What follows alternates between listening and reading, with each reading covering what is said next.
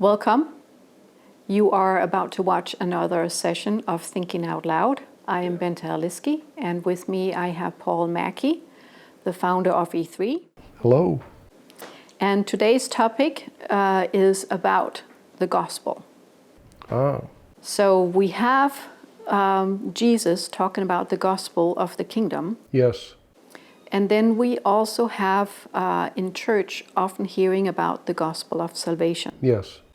Is that the same gospel, or is that two different gospels? That's a good question. And I suppose at some level we could agree that maybe it's just semantics. You know, the idea of two things sounding similar, that maybe they probably are.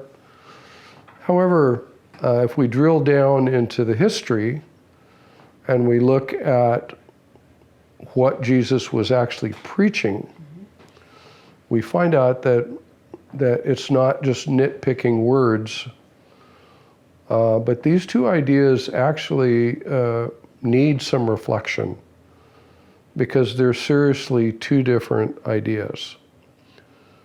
We read that Jesus preached the gospel of the kingdom, and as you said, today in many of our church environments, especially in Western culture, we often hear about the gospel of salvation.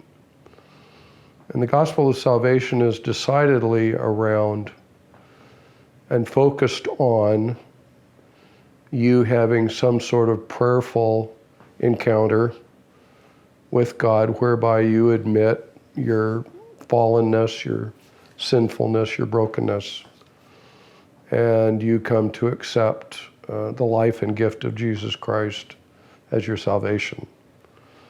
And so the gospel of salvation is a whole theology, a whole message, a whole construct around getting people to convert from their fallen or sinful lifestyle. Whereas if you can set that aside long enough to just ask a different question and reread the Gospels and just listen, what we find is that Jesus never preached the gospel of salvation.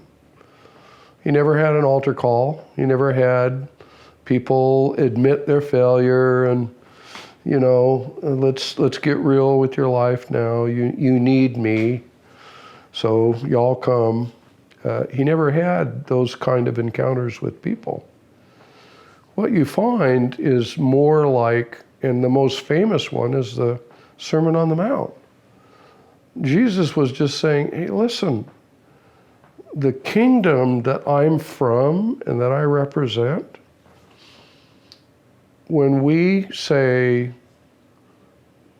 blessed are the poor in spirit, okay, we're not here to criticize you. We're here to talk about an element inside you that, if it were true, here's how we think about that. You inherit something. Blessed are the meek. Here's what you can inherit. Right? So Jesus' version of the gospel was decidedly a kingdom version. And I would propose the difference is the kingdom version is not out to make you make a decision. It's out to show you how to live. It's being able to offer people God's point of view, not making them have to decide anything, but rather think about, wow, I could choose this, I get this, or I could choose this, I could get this. Wow, this is a better choice. And out of free will, just embrace this idea and begin to adopt it in your life, whether you have all the rest of the belief system or not. And so I would just say at the outset of, a little 10-minute talk on what's the difference, I would say the big difference is one is driven to get people to a decision. The other one is just free, open wisdom, inviting you to come and live life this way. That is beautiful. Sounds like an invitation. Yeah. And I think that was the reason why Jesus, it's written of him that it said he sounded so different than their other teachers of the day. And, we could make theological arguments around, well, he was representing God, so there was a different level of authority. And you know what I mean? I'm saying we could get all up in our heads about what was the difference. I think the difference was as simple as this. Jesus was real. He didn't come with an agenda. He did come with a purpose. And those two things are vastly different. And so the gospel he preached reflected that difference. He brought an opportunity. He didn't bring a mandate. And I think that's what the people felt.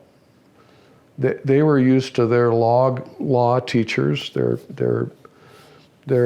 leaders of the day saying, okay, guys, line up on these 5 things, and we're not doing 6 very well, and 8's a whole nother discussion. And Jesus wouldn't talk any of that. In fact, he stepped into some amazing situations like meeting with tax collectors, defending women caught in difficult places, addressing blind men as if they could see. He just had a whole different way of relating to humanity, and that's what they saw.